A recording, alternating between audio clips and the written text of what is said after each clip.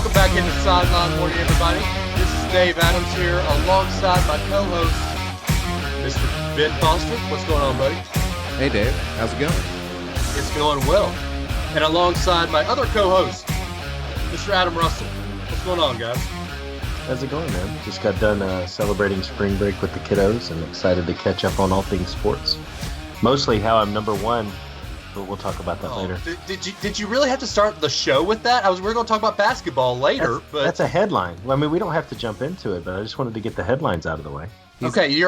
Adam's an expert in lots of areas. College basketball, college football, setting up a Twitter account. Yeah, that's right. That's right. Adam has a Twitter. Let's lead the show with that. That's probably our number one story of the week. That's breaking news. It's actually breaking news right now because we watched Adam set the Twitter account up. We coached him through it. We held his hand, despite the fact that he lives in another state. We held his hand and got the Twitter there. Well, I officially felt like the oldest person on the podcast. Well, you are. So, but let's also not forget the fact that Adam holds an engineering degree from two SEC universities, and he couldn't figure out how to set up a Twitter account. I'm sorry. We didn't cover that. But if you need me to build a bridge, I'm your guy. Well, we're not going to count the fact that one of your degrees is from a crappy school that has a former crappy coach that can't figure out how to delete his phone numbers from a university phone. Well, yeah, I can't set up a Twitter account, but I can help you get a burner phone. Adam, we actually do need you to build a bridge. We need you to build a bridge with our podcast listeners. So start tweeting. Will do. Let's go ahead. I mean, we'll do this at the end, but also it's what, Adam? At Run Tide Run? Yes. All right. So there you go, guys. Adam Russell has a Twitter, so everybody follow him at Run Tide Run. We'll run down that at the end. But speaking of Run Tide Run, we started this show during football season, and we only got about 3 to 4 weeks of real football talk. But now, glorious football talk is back, gentlemen. There is 3 big things of football news that we need to talk about because spring football started, and the very first day of spring football, some bad news came through, and our pets' heads were falling off. The bad news is we're not talking about basketball, right? No, we're talking about football, Ben. It's March. No, it's March. Agree. It's March. What are we doing talking football? And I'm first in the bracket, so I don't understand what this is. Oh, my gosh. Please. You were the one that said you want to talk about football in the Facebook group, Adam. When Adam picked out his Twitter handle of Run Tide Run, he meant run the floor, right? Look, absolutely. Okay, no, we're talking football. Or run the bracket tournament thing, that too. God. All right, Dave, what could possibly be happening in football news here in March? So the very first day of spring practice, everything was going fine until I sat down, was eating a nice Buffalo Wild Wings dinner with my family, and all of a sudden I get an alert on my phone. Alabama quarterback Tua Tagovailoa taken to Birmingham Hospital with possible thumb issue. I was freaking out, I'm not going to lie, because now we don't get all spring of, is it Jalen or is it Tua? Is it Jalen or is it Tua? What's going on? What are you guys' thoughts? Did you choke on a chicken bone when you saw No, that? because I was actually eating boneless wings. But chicken nuggets. Okay. Yeah, they are. That's what I say too. But Buffalo Wild Wings has good good boneless wings. But back to the point. Tua was in the hospital. Our pets' heads were falling off. The sky was falling. Everybody was saying Alabama's going to go 0-12 next year because there will be no Tua. Well, for the longest time, they said it was an injured thumb. And then a few days later, they came back and said a broken finger. And I mean, where on the hand is this problem? That's what I can't figure out. Because I heard a broken index finger, and they had surgery on it. Because there's a big difference between an index finger and a thumb. Yes, both are important to holding a football, to making a pass, to making a handoff. But a thumb is very different than an index finger. Well, the one thing I never saw until later was it his left hand or his right hand? Because, I mean, Tua's left-handed. If it was on his right hand, who cares? you still want both hands in like as close to perfect condition as possible, because you got to be able to handle snaps, whether that's under center, whether it's back in shotgun. You still want, all of your fingers as close to 100% as possible. That's true, but we have since found out, and I think his dad tweeted from Hawaii that he's okay, I guess. And Tua is back on the practice field, but I think he's going to be in that no contact jersey, even though he's a quarterback. He'll be in that limited role for the rest of the spring, by what I've heard. Beautiful. Keep him in the limited role that won a national champion for us last year. I think it's the best thing that could have happened. I mean, I think it lets Hurts and Jones step up and really have an opportunity to show off without having Tua there. I think it puts them out there so that we can really compare their talent rather than having Tua take the spotlight. But that's just me. I kind of agree with you, Adam, but then the other thing that popped through my head is if Hurts was going to change positions, spring ball would probably be the time to do it. But now he can't do it because he's the number one quarterback in spring. Well, I don't think that he was going to change positions. I think Saban would like to do a 2-quarterback system. I know it sounds crazy. I know he's never really done it to any success at Alabama, but I think Saban wants to have a 2-quarterback system where he's throwing this two-headed monster out there and making it even more difficult for defenses to figure out what's going to happen. But that's the problem. Tua does the exact same thing Jalen does, just with a better arm. Jalen can run. Tua can run. We saw that. In fact, I think Tua was a little bit more elusive when Tua got to see the field. Look at the Vanderbilt play. Look at the Georgia plays. I never saw Jalen make the moves like that in the backfield. Now, I saw him do it in the open field when he was free going downfield, but I never saw him be elusive in the backfield. I think that if you're going to have a 2-quarterback system, it has to be 2 totally separate and different looking quarterbacks. And Jalen and Tua are just too similar to really do a true 2-quarterback system. No, see, I think that's the advantage, because that way you have more continuity. A lot of schools that try to do 2 very different quarterbacks in a 2-quarterback system, they wind up killing their rhythm on offense. So you put both of these guys out there, they're very similar, and that way if somebody does get injured, like it's happened with Tua, you've still got a very similar product that's still going out there with Jalen.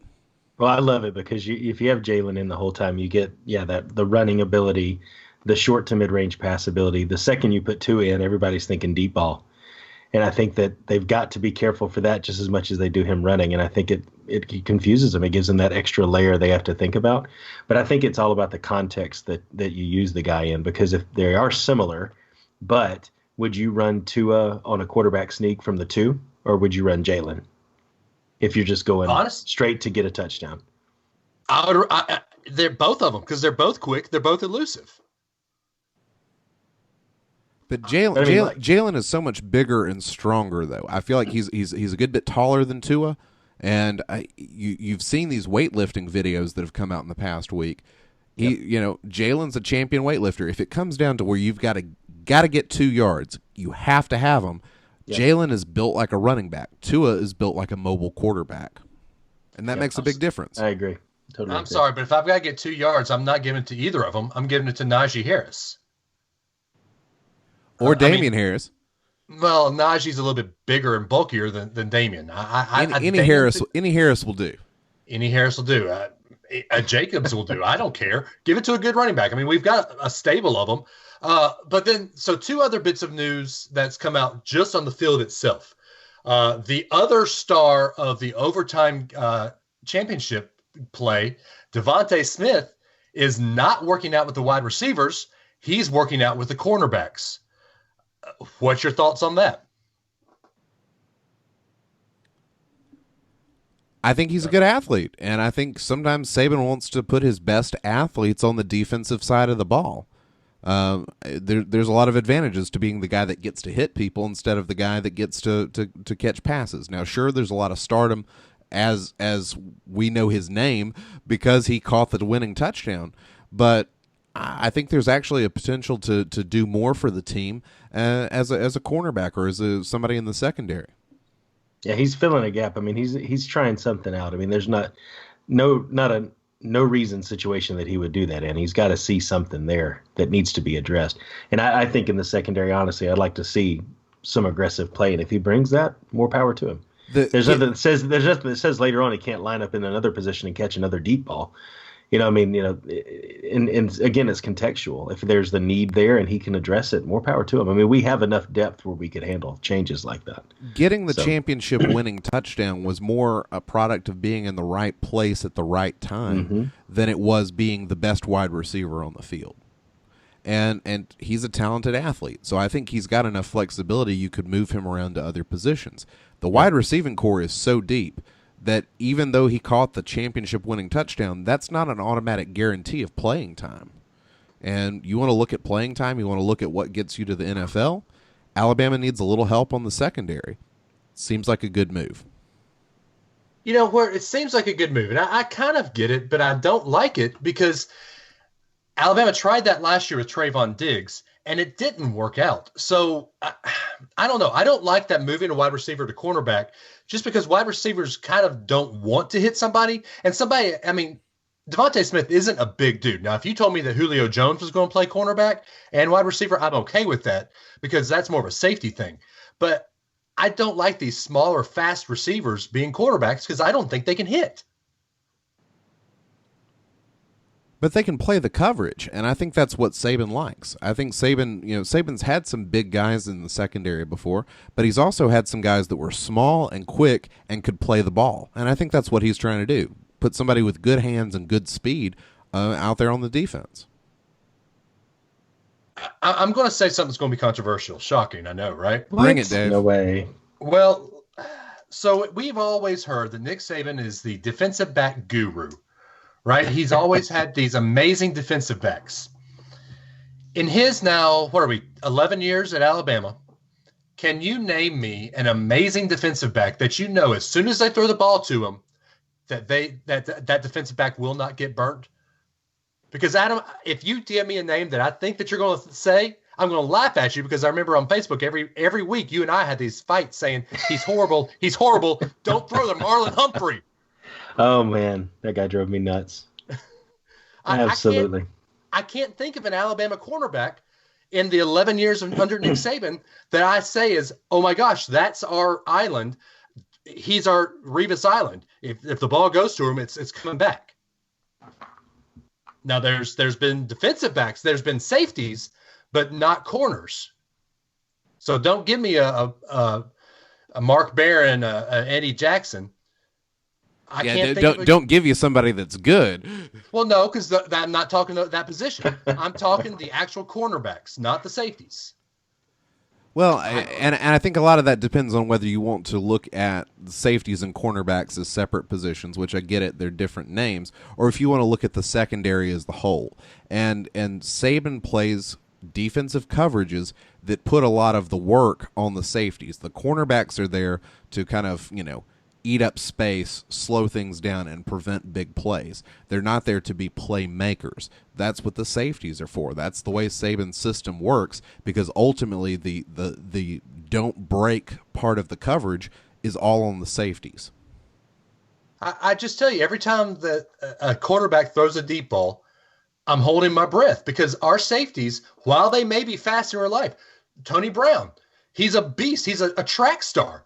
But when you put him against a big body corner, Tony Brown looked like garbage in coverage. I don't know. Milliner, is it? Would you say D. Milliner? No, I would not at all. No, D. Milliner, no. Kareem Jackson, no, he was horrible at Alabama. And I was actually shocked that he went in the first round to the Texans. Yeah. So you could throw Dre Kirkpatrick to me. But that might be the only one I can think that was decent that I was okay with. Dre Kirkpatrick was just decent? Is that what you're saying? No, not again. He was a failure. No, he wasn't a failure. Dre Kirk was awesome, and he was probably the one corner that stands above everybody else under Saban and the Saban regime. Oh, yeah, he was okay. I can't. But he wasn't an island. He wasn't. I'm making a point, and y'all are ruining my point. That's our job, Dave. God, no wonder we're getting bad. No, we're having a bad review. Diminishing listens. Did Javier Arenas take enough snaps at cornerback at Alabama for him to make your list? No, Javi was just a return man. Okay. I mean, Well, he's a cornerback now. That counts. No, he's not. I don't think he's still playing in the league. Well, I mean, when he was playing in the league, he was a cornerback. He was a Yeah. defensive back in high school. That counts. Yeah, it does. I mean, David Palmer was a defensive back in high school, but are we going to say David Palmer was a cornerback or was he? Javier Arenas had a key interception in the game, if I remember correctly. He did, and now you're showing your age, Adam. You're remembering the old times. Yeah. So the one other player thing we need to talk about that happened the same day that Tua went down with injury. I thought, okay, we're okay. We got this this grad transfer from East Carolina coming in, the Gardner Minshew, who said he wants to be a coach and he's coming to learn under Nick Saban. So I thought, okay, Gardner Minshew's going to come in. We'll have 3 quarterbacks on the spring roster. We'll be fine. We'll be fine. He'd be the 4th. Well, Tua's out. So Okay. I'd say we'd have 3. So I thought, okay, we'll be fine. Minshew's there. We'll have a full roster. We'll be fine. We'll be fine. For my wrestling fans, I'm going to say it. Bullet Club is fine. Even though there's a rip between Cody and Kenny Omega right now, Bullet Club is fine. Alabama quarterbacks are fine. But that exact same day, Gardner Minshew says, you know what? I'm going to go learn under Mike Leach at Washington State. He's not going to start at Washington State. He's going to learn how to coach under Mike Leach. So let me ask you, gentlemen, if you wanted to learn how to be a head coach, to learn how to be a positions coach, would you go to somebody who's been fired because they put a kid in a closet because they weren't happy with him? Or would you go to a guy who's won the most national championships in the modern era and has done it at 2 different schools, has risen higher in the ranks than anybody else, like Nick Saban? Maybe Gardner Minshew's real goal in life is to give great post-game press conferences, because that's what Mike Leach is the best at. I mean, maybe that's his goal. Yeah, if your true goal is to learn from the best, then no, that's not the move to make. Mike Leach isn't a bad coach, but he's not the best coach. I wouldn't even put Mike Leach in the top 10 coaches right now. Yeah. In the country? No, absolutely not. But Yeah. let me ask you guys this: where did Nick Saban play college football? Kent State. And how many years did he letter in football at Kent State? Not many. I think just 2. All right. Where did Mike Leach play college football? That I don't know. Adam, do you have a guess? I do not. He did not play college football. Nick Saban played college football and is a college football coach. Mike Leach did not play college football, and he is a college football coach. I ask you, gentlemen, which is more impressive? Mike Leach. That is much more impressive because he managed to get a job in an industry he had no right to be in. That is incredibly impressive. And if you want to be a coach, that's who you should learn to coach from, because it makes no sense that Mike Leach is a football coach and yet he has a Power 5 job. And also, Mike Leach loves to throw the ball. He likes to pass. If this kid's a quarterback and he wants to learn a passing-oriented offense, he should go to Mike Leach.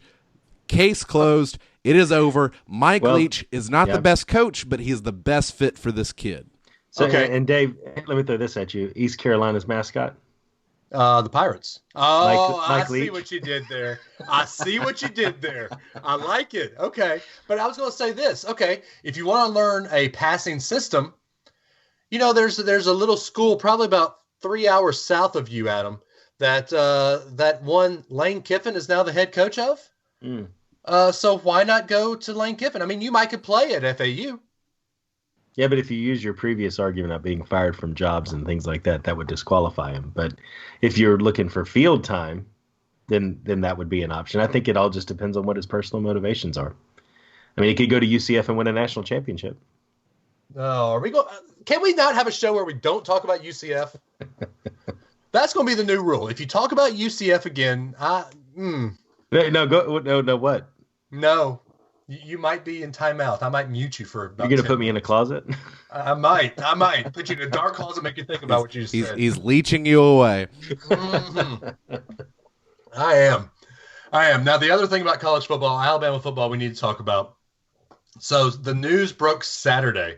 And if you're part of our Facebook fan group, Sideline Warning, I think Sideline Warning fan group, easy to find us. Add yourself and I'll accept you. We kind of don't want trolls in there. So we are kind of making sure you're real people when you're in there. But we talked about this Saturday on the fan group. It broke Saturday that there is probably going to be in the near future a home and home series with Notre Dame. And that was awesome news enough. But then later in the day, it also broke that Greg Byrne is in discussion with Texas to do a home and home series. I don't know about you guys, but I am ready for a big opening game at Bryant-Denny Stadium. I love these neutral site games. I love the fact that Alabama goes to Atlanta. They go to Dallas. They're now going to Orlando, which I'm sorry. I heard the opening drive, or not the, oh, wow. Sorry, they're not around anymore. I heard the what's the new show now, Ben, in Birmingham? Three Men Front. No, the other one. The Roundtable. I heard the Roundtable guys this morning talk about, well, it's new to the morning show. I heard the Roundtable guys talk about how, you're opening the show in Birmingham, you're opening the season in Orlando, but it kind of feels like your season's at a loss and you just went to the Capital One Bowl. But anyway, that's neither here nor there. But so we're now talking to do a home and home with Notre Dame and Texas. I love it because I'm ready for a big, huge showdown at Bryant-Denny Stadium. And I think that's going to be good for recruiting as well, even better than doing these neutral site games.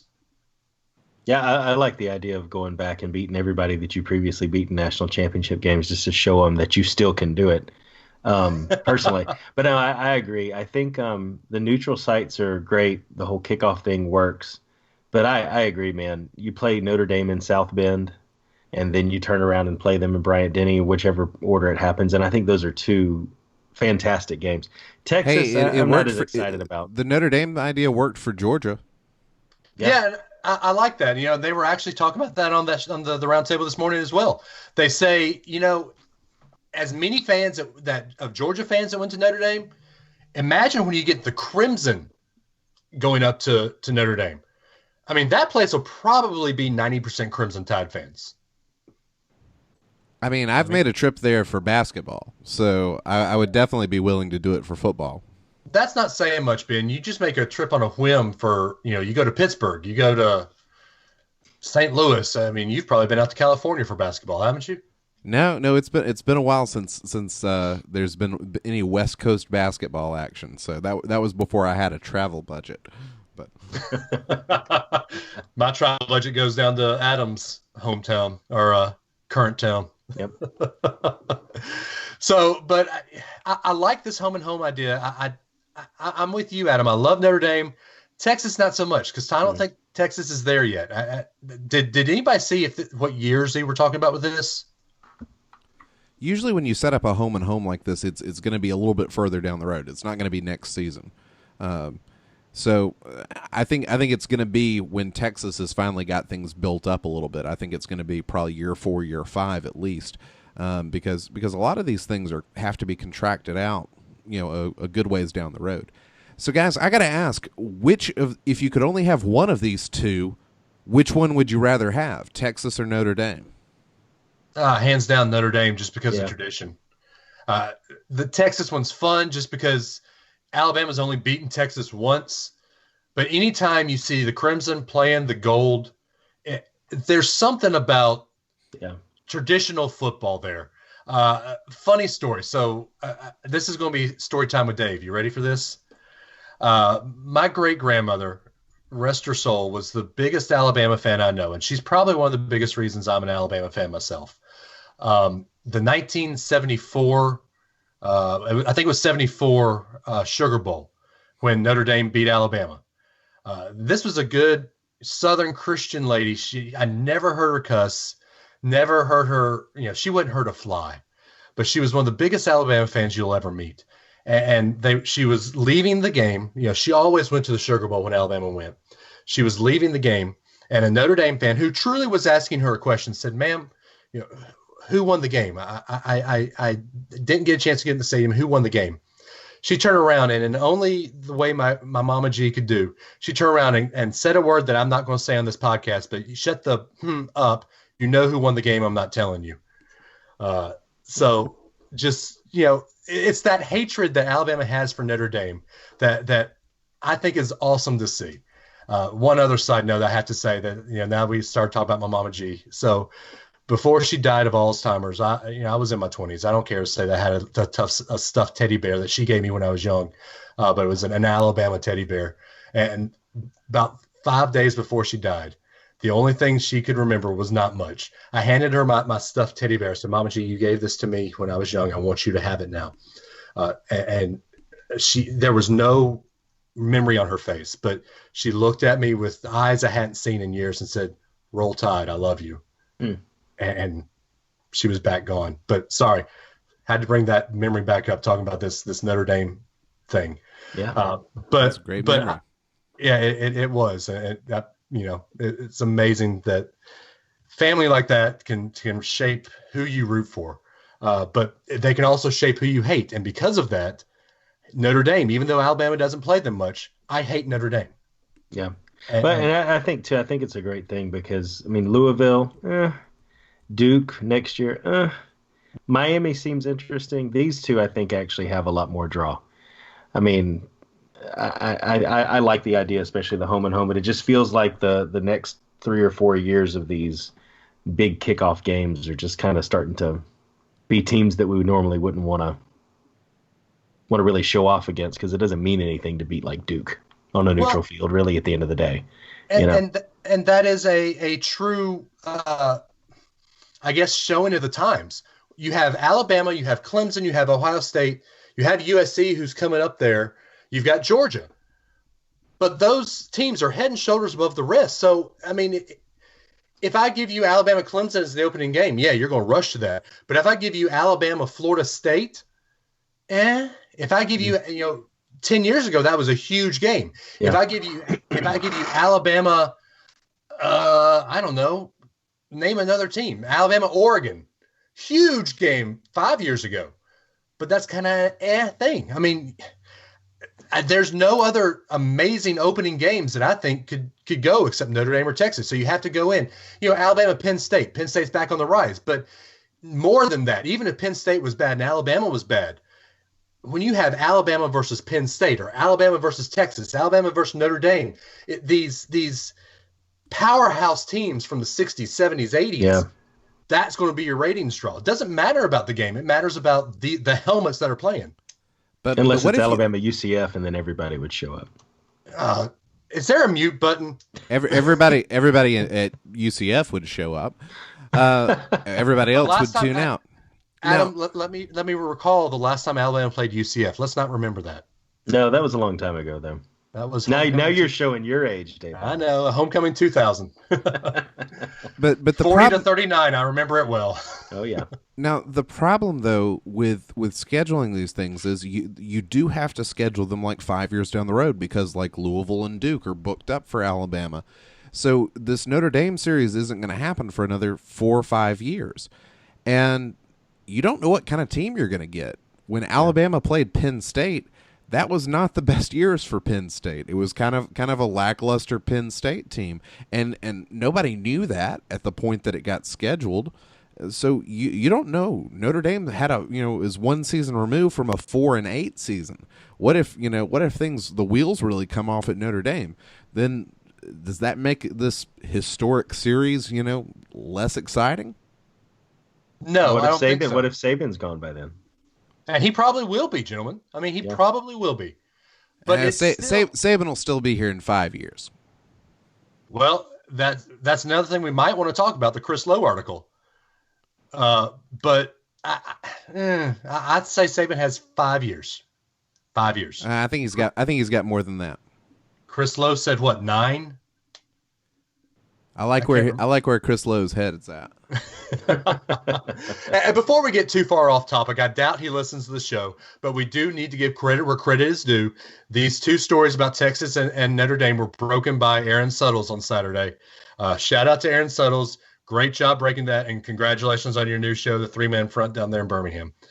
But it doesn't, to your point, Ben, I still say it's the helmet game. For Alabama Notre Dame is a draw, no matter if Alabama is 0-11 the season before and Notre Dame's 0-11 the season before. It's still Alabama versus Notre Dame.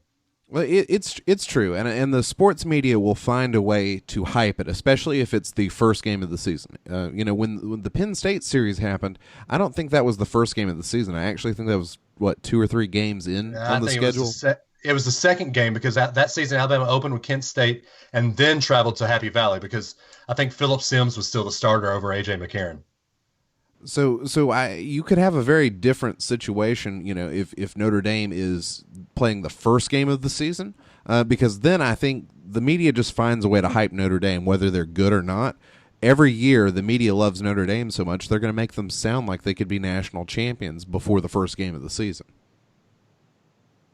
And I don't like that. Why did they get all that hype, but teams that are good kind of get, they're just there. I'm tired of hearing about Alabama. I'm tired of hearing about Clemson, but yet the media wants to hype Notre Dame. Because there's a few reasons. One, Notre Dame has a national fan base. They have a national. So does Alabama. Alabama does now, but back in the 60s and 70s, Alabama was in a lot of ways a regional team.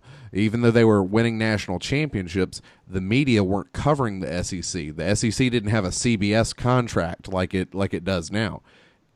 Notre Dame, their fan base has always been nationwide, so they've always had national media covering them. And also, a lot of the national media went to Notre Dame. Notre Dame turned out a ton of journalists and sports writers that had votes. So, people want to talk about Alabama, getting bumps and advantages in the polls and stuff. Notre Dame's always gotten those lucky breaks. And if we want to talk about lucky breaks, let's talk Auburn. But yeah, we don't have to about that. No. No. That's not necessary. No. Okay. Auburn doesn't have a media bias going for them like Notre Dame does. That's the difference. No, Notre Dame or Auburn thinks they have Jesus on their side. Anyway, my Auburn dig for the week. So, gentlemen, is there any more football that we need to talk about or want to talk about before we satiate Ben's appetite for basketball? Woo! So, hearing none. All right, Ben. Actually, no, I think we need to let Adam talk about this because apparently Adam's our basketball guru. Yeah, there's nothing like a total devastation of everybody's brackets to make the quote unquote cream rise to the top. I think it's just enough of Sweet 16 to be in first place. So yeah. So as we stand, there is now a Final Four set. And raise your hand if you had Loyola Chicago versus Michigan as the one side, and chalk on the other side, Villanova versus Kansas. But we won't talk about that. So Loyola versus Michigan. Is there enough sand left in the hourglass for Loyola to get to the championship game? Sure. Have you guys seen how they're shooting? Have you seen their ball movement? Yeah. I have, but I don't think that they've had an easier time. I mean, once they've gotten past Nevada really wasn't shooting well. I really don't know. I mean, I don't know. I don't think after what I saw Michigan do to Texas A&M, I think that Michigan has a clear path now. I would like to think that, and they also have the more experienced coach. They also have maybe the best big man in the tournament. Can I go there? Can I say that? This guy, Moritz Wagner, has been something else. Some of his 3-point shooting was off in the last game, but he's a presence on the court. He takes up a lot of space. He's always moving, and I think that gives Michigan a real advantage because I think Michigan's going to have some size. But, they've gone up against some size and some big athletic bodies before, and it hasn't stopped Loyola Chicago. And part of what's worked to their advantage is that they've got good ball movement. Porter Moser, I didn't realize this. This is how poorly I researched Loyola Chicago. Until the other night, I didn't realize that Porter Moser was a former assistant of Rick Majerus, who is one of my absolute favorite all-time basketball coaches. I love Rick Majerus. I think he's hysterical, and I think basketball would be better off if he was still alive and kicking. But Porter Moser runs a Rick Majerus system. He passes the ball like crazy. There is unbelievable ball movement, and if you've got great ball movement, you've always got a chance at winning the game. Yeah, and that's one thing that surprises me is why don't teams go into a trap zone or something to where you kind of really don't let them move the ball? Well, you still work it around the arc, and that's the thing. Good ball movement is hard to defend. It's not just Rick Majerus that believes that. Bobby Knight always believed that. He was always big on ball movement. And so, if you want to be the David that takes down the Goliath, Loyola Chicago is built to do that because they have good passing. They work the ball around. They figure out ways to get open shots. So I still think it's very possible Loyola Chicago can keep this going. I don't think they're going to. I don't think they're going to beat a 1 seed, but I think they might be able to handle Michigan. Okay, so we got your consensus. I think we heard last week Adam's consensus is Michigan, right? Yeah. Okay. I'm saying Michigan too, but I don't know. So then we go over to the Goliaths, and this is the game that everybody wanted to see: Kansas versus Villanova. Can Villanova still shoot lights out against a good Kansas team? I think so. Don't you? I had them going all the way. I don't think there's anybody that can stop them. One thing I found, and I was doing a little research this afternoon, and I was listening to a local show here in town, Tom Abraham. I didn't know Kansas only has 3 national championships. History and the way Kansas is portrayed in the media, you'd think Kansas is perennial champion. But really, Kansas chokes down in the big games like this. So I'm going to say Villanova comes out and maybe even destroys them. And then we get a Villanova versus Michigan or Villanova versus Loyola Chicago. And will Sister Jean help what are they? The Ramblers move on? I don't see it. I mean, it's not 1963, which I found out today that Loyola actually has a national championship. If Loyola has a national championship in basketball, why can't Alabama? Here we go. No, I'm not going to bring it up this week. I'm going to have what? The short answer to that, Dave, is player development. Remember? I mean, Loyola doesn't even have a gym, gentlemen. They push chairs away. They have to do the old high school gym thing. They pull their stands out and they push it back when the game's done. But they have a national championship and Alabama doesn't. Hey, man, the court's the same size. The rim's the same height. The ball's the same. The stands, man. If they had a run, you had a really good point, man. I mean, you look at how the South region played out. This was a year for a team to make it out of that region for sure, that no one would have seen coming. I mean, I don't think they've got it to beat a Michigan, but if they want to make a run for it, the game's the same no matter where you play it, man. But they don't have the facilities to get a good coach. They evidently don't need one. So let me throw this at you. If Alabama had been in the South region, do you think they could have made it through that? No. So not at all. They wouldn't have gotten past Michigan. They wouldn't have gotten past Notre Dame. Oh, wow. Wouldn't have gotten past Michigan. They wouldn't have gotten past North Carolina. So I say no. What about you, Ben? Wait. North Carolina was not in that part. No. North Carolina was not in that part of the bracket. In the West. So if you look at what Loyola's played, you'd have had Alabama versus Miami. Who wins? I'd give it to Alabama there because I think Miami was overrated. Alabama, Tennessee. Alabama's beating Tennessee. Okay. Alabama, Nevada. Nevada beat Texas, where Alabama got destroyed by Texas, so that's where Alabama falls. Okay, but like the way Alabama played in December and the way Texas played in December are completely different from how both of those teams finished their seasons.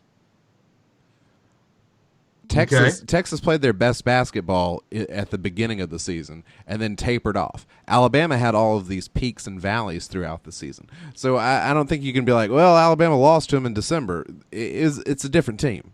So, okay, Ben, Alabama, Texas, 2 weeks ago. Who wins? Oh, I think Alabama can handle Texas 2 weeks ago. Okay, all right. Texas was not playing, world beater basketball here in the last few weeks. So let's say Alabama beats Nevada, then Alabama, Kansas State. I don't think Alabama gets by K-State. Yeah. They've played good basketball. Didn't K-State, we played them last year or this year? I can't remember. It was recently. It was last year, I think. It wasn't, I know it wasn't this year.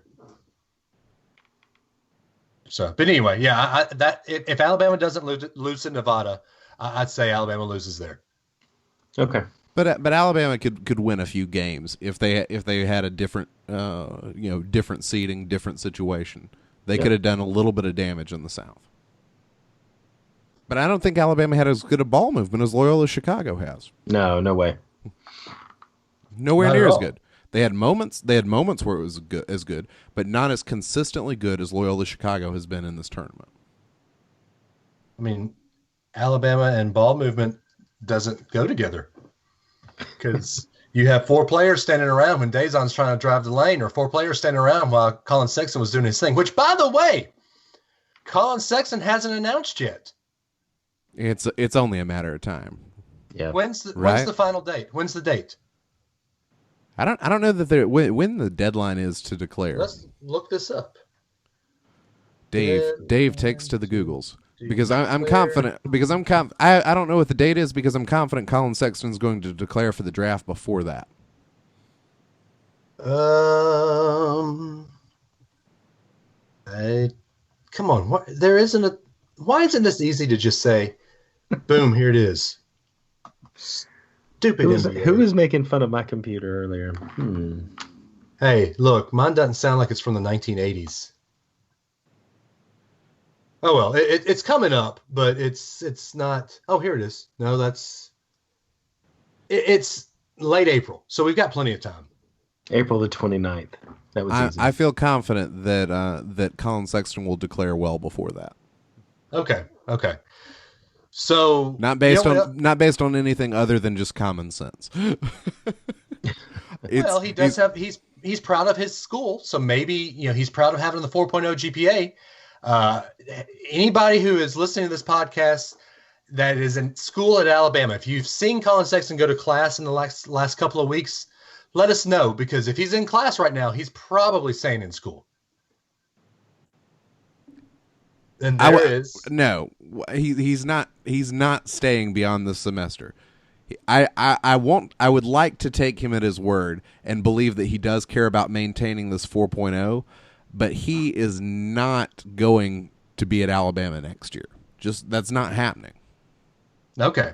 Well, I honestly hope you're right, because I think Alabama is better without Colin Sexton. You would be passing up tens of millions of dollars to come quality education from the University of Alabama, though. That's worth something. You can't put a price on that, can you? Yeah, you can. All 3 of us paid that price. You can take those tens of millions of dollars and come back to the university as many times as you want. You've got to go in the draft. You're a top 10 lotto pick. You have to take the money. Yeah. Unless you look at who's going to be in the top 10 lotto pick, do you want to go play for one of those players or one of those teams? Yes, you want to do that. You want to be drafted by the New York Knicks and pass the ball to Kristaps Porzingis. You want the other teams to look at Porzingis and get the ball back and drive to the rim. That is exactly what you want to happen. So Colin, if you're listening, just go ahead and declare. Thanks, bud. Yeah, because I think Colin does listen to Sideline Warning in my dreams. But anyway, so the show has gone totally off the rails. We have another segment we've got to get to, so we're going to do a quick break. We're going to probably have a Coke and a smile, like I say every week. And then when we come back, it's baseball time, gentlemen. I teased it in the fan group. It's time to start talking baseball. It's my favorite time of the year. We're going to talk baseball when we get back. So have yourself a nice little break. Take a breather. Have a Coke and a smile. Sit back, relax, and we'll see you guys here in just a moment on Sideline Warning.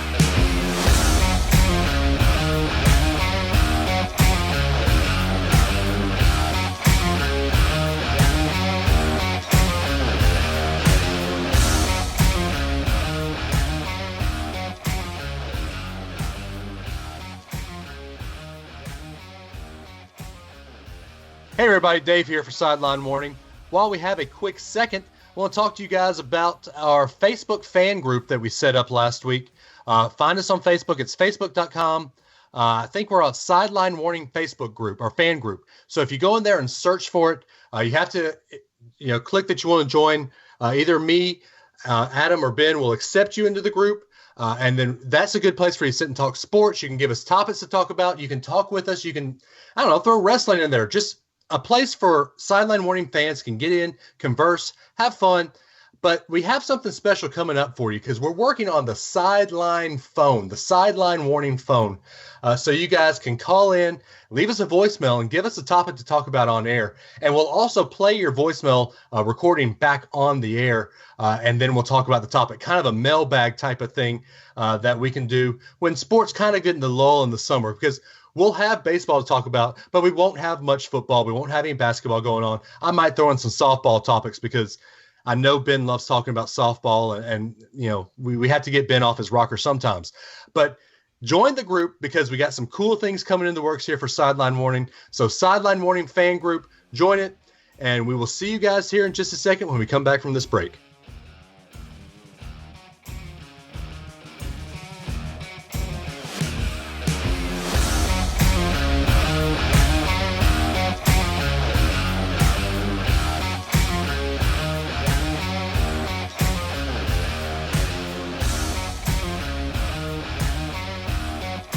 And welcome back from the break, everybody. I hope y'all had a nice, relaxing Coke and a smile like I tell you every week. But now, y'all all know my first love of sports. It's that time of the year, ladies and gentlemen. It's time for...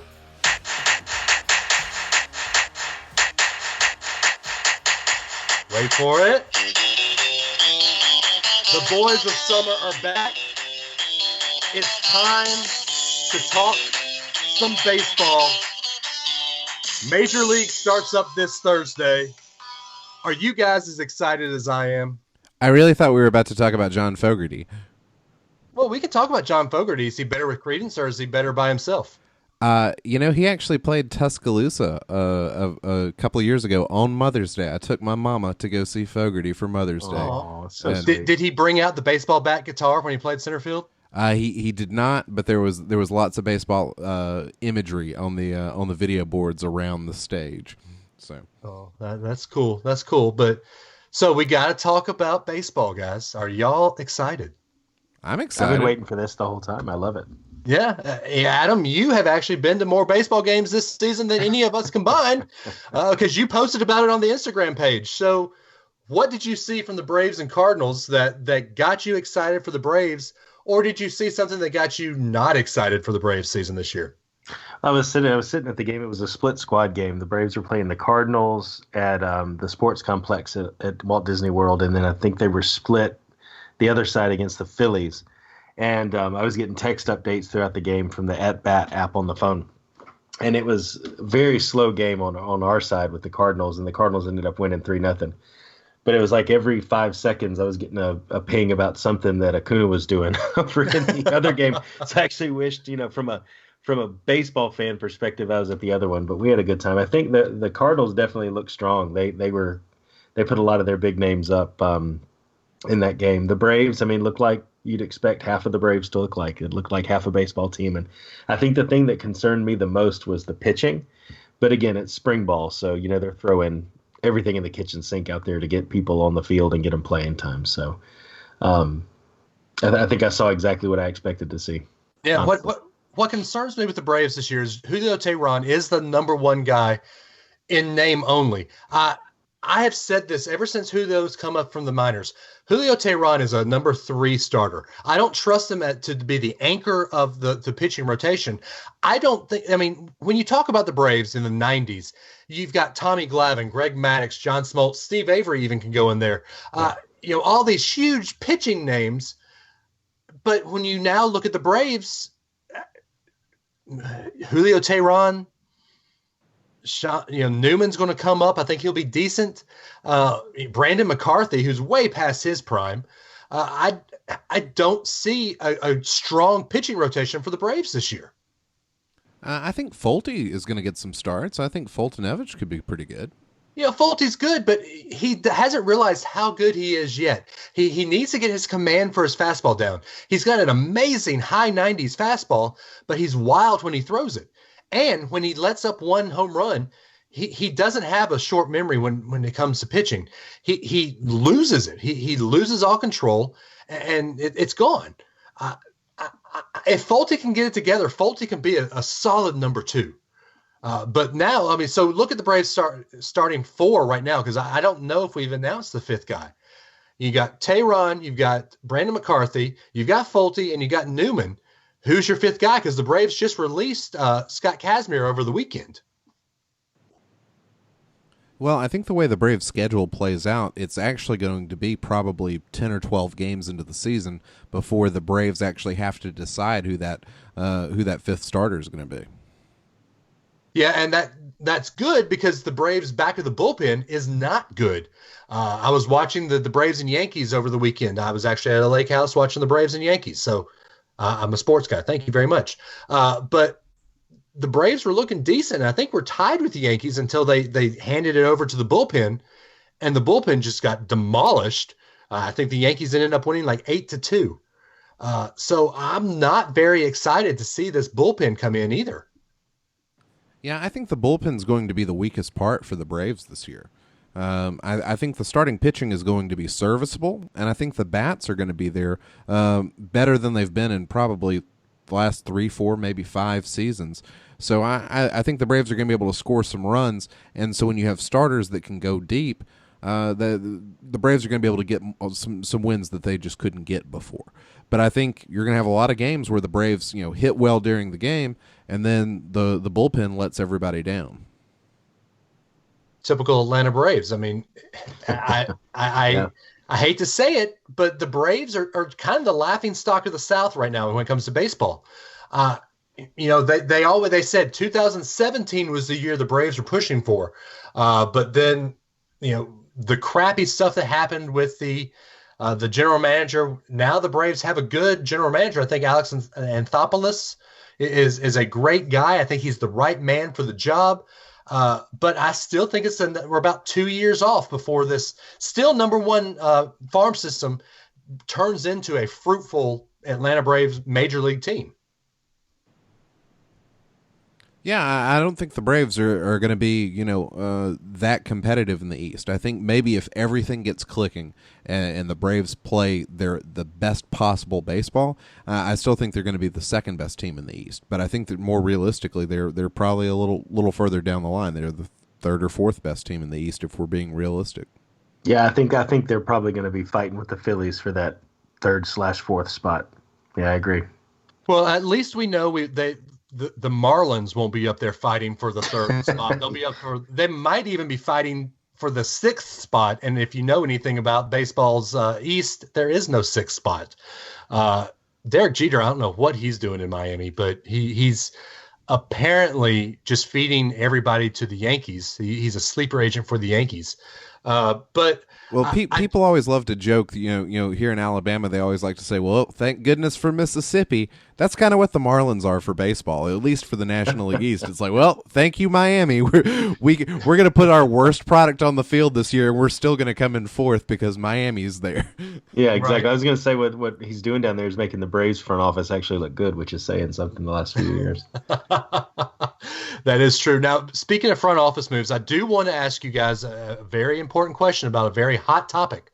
We're all Braves fans here. So we all know that Ronald Acuna, who is probably Mr. Baseball for the Major League Baseball right now, he won't be coming up until mid-April. There is a loophole in the current CBA that if a player starts in the minors and plays in the minors for 2-3 weeks, the team gets another year of control for that player. Is that the Braves finding the loophole and being the bad team, or are we okay with that? I'm okay with that because the Braves aren't going to win the World Series this year, are they? No. Then why would you not want to save Acuna where you have an extra year of control? He's too good to keep down for the entire year. You can't do that. He's got to come up this year. He's got to play. But if you could have one extra year of Acuna, wouldn't you want to do that? Of course I would, but then you also have to look at Acuna's side. You know, if you're Acuna, are you mad at the Braves after 3 years now? Are you going to want to resign for somebody who kind of held you back? Well, a similar situation. Go ahead, Adam. I was going to say there was just a report I was doing a little bit looking 2 hours ago. Someone posted that he turned down $30 million from the Braves. Did he turn down because he didn't want the team to spend that much on him, or because he didn't want to resign? Oh, I don't know. That's the question. But he did reject that. So they were going above what the Phillies did with Scott Kingery. So I mean, they evidently want him. Well, the situation that Acuna's in is very similar to the situation that a team called the Chicago Cubs had with one Chris Bryant. That seemed to work out okay, didn't it? Mm-hmm. Yeah, I think we're in we're in the final year of control for the Cubs, aren't we? So we will see what happens when the Cubs have to do some negotiation with him. Well, I don't think Chris Bryant's got a sore spot about the Chicago Cubs, right? I think he sees it's advantageous to stay there. If Chris Bryant's not with the Cubs next year, it won't be because they held him back 13 games to have an extra year of control. He's not sore about it now, and I don't think Ronald Acuna will be sore about it if he gets held back this year and then the Braves start winning the next couple of seasons after that. I'm just gonna go ahead and say it.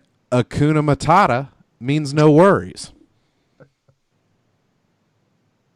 Do you hear the dead silence, Ben? That was a wonderful phrase. Thank you, Ben.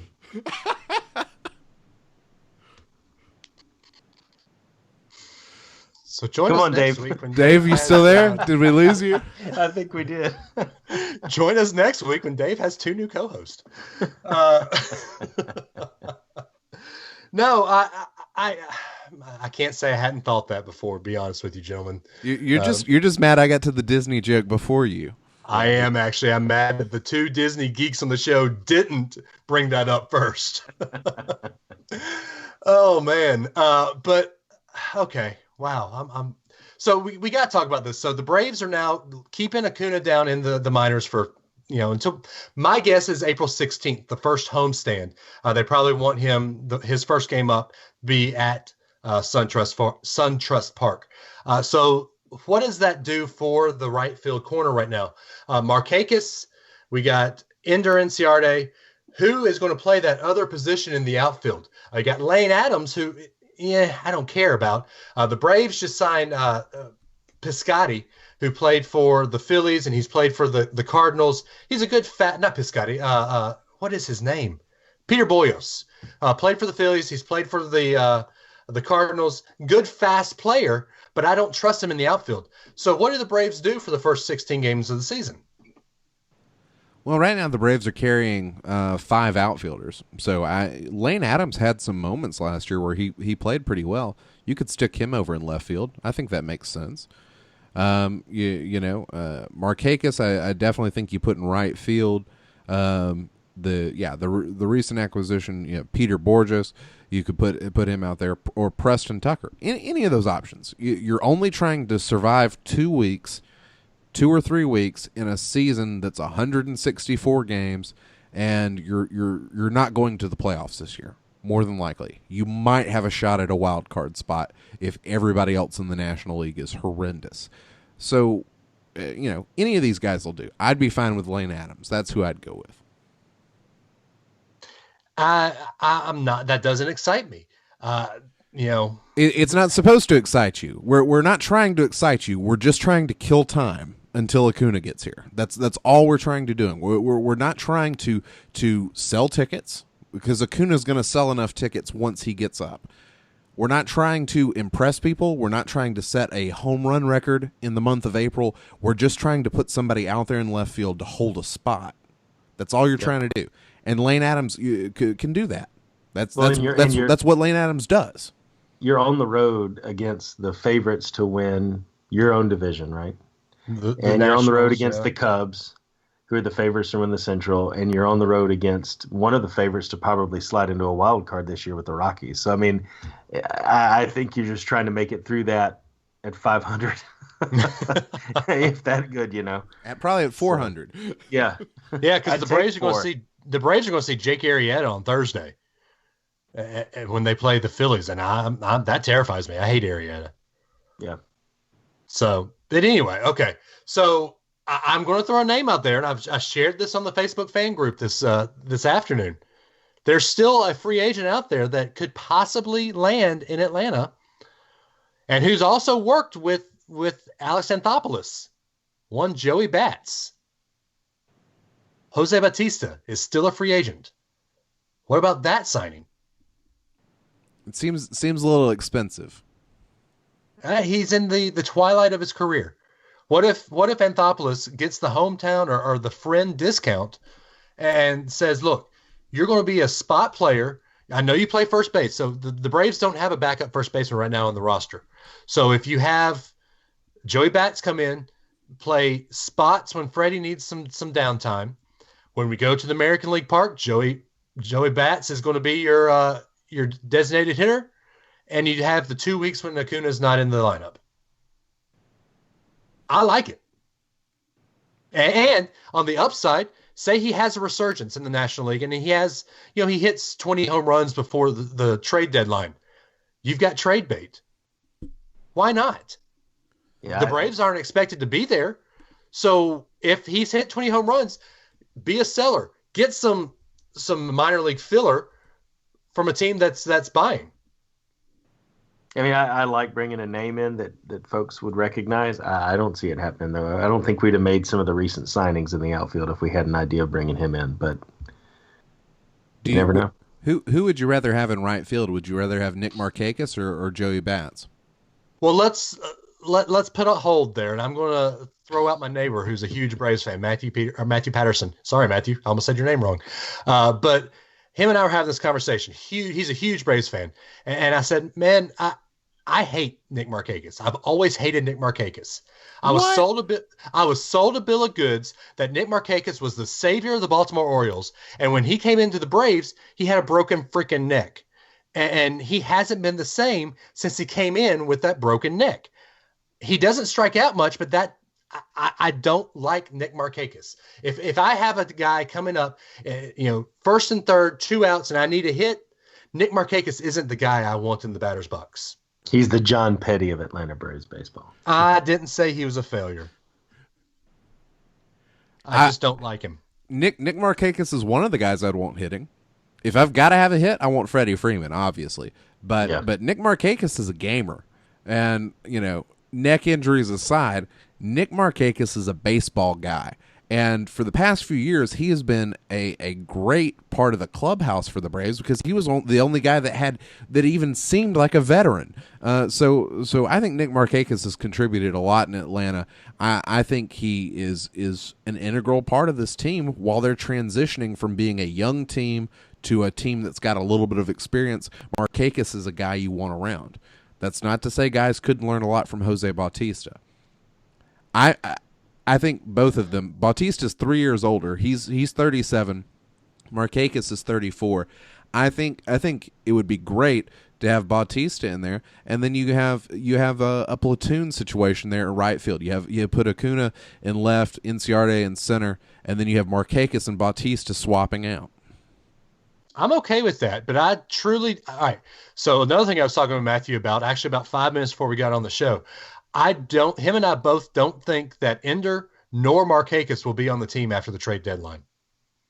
I think those two guys are huge trade baits right now, especially as hot as Ender is right now. I think the Braves are going to try to move Markakis and Ender and Inciarte by the trade deadline.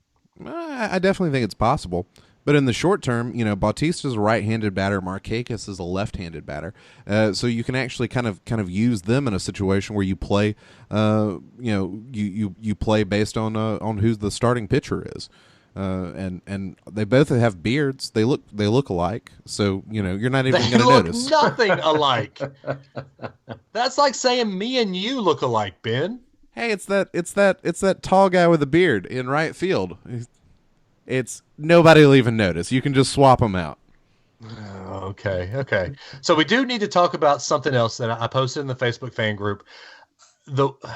Probably the best hitter that baseball has seen since Ted Williams One Mike Trout, the entirety of spring training, Mike Trout has not struck out at all.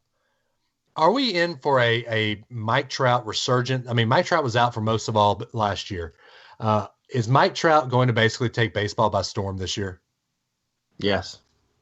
No, The simple answer, yes. Closet Angels fan back there. I am. I'll admit it. I actually think that a rising tide raises all boats, and I think that he's going to raise the Angels up a little bit this year.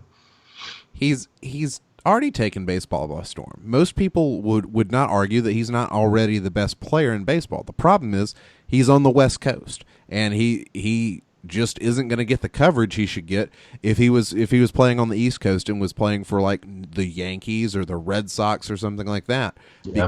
Because he's playing for the Angels, nobody has any idea how good Mike Trout is, except for, I mean, we all want to talk about Mike Trout being good, but I don't think anyone has an idea for how good he is because he's so little covered by playing West Coast baseball. Yeah. And he's so young too. I don't think we've seen his potential yet.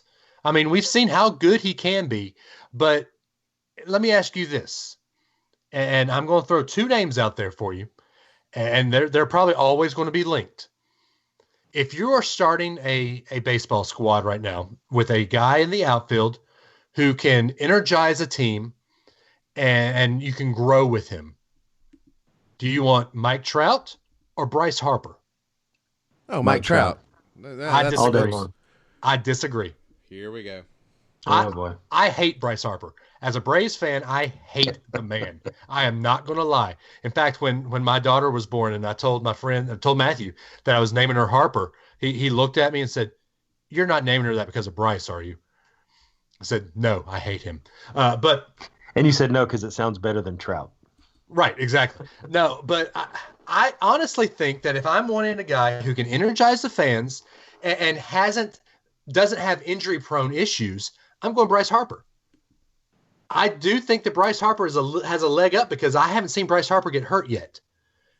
Mike Trout kind of has some injury issues. Harper's been injured. That's not true. Harper not for a whole season. Not for a whole season. Has Trout missed an entire season? Last year. He was out for what, 2/3 of the season, Adam? About that, yeah. I don't know what the exact math is, but he hasn't missed an entire season. That's what I'm. No, but I mean, you haven't seen Bryce Harper go down for that much. I mean, yeah, he misses games. He's been on the 15-day DL, but that's it. Like I said, I hate Bryce Harper. If I was taking on pure personality, I go Mike Trout. But if I go on more upside, I say Bryce Harper has more upside than Mike Trout.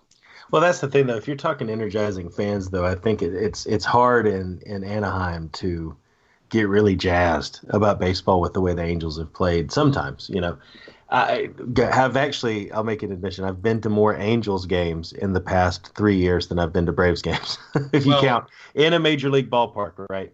Because considering the company you work for, right? Exactly. So the way that the fans rally around him, given the performance of the team, I think Mike Trout carries more of that X factor in that regard than Bryce Harper does, because Bryce Harper and the entire team are competing at a different level. I think the way that he brings the Angels fans out means something to a small market team like that. Small market being in air quotes because it's not in downtown LA. It's actually in Anaheim proper. So right. Well, do you guys consider Trout a 5-tool player? I mean, just making sure we're all on the same page here. Oh, of course. Do you consider Harper a 5-tool player? I do. Adam? Yeah, I do. I take it you don't, Ben? Well, I just think it's worth debate. To me, there's no question that Mike Trout's a 5-tool player. With Harper,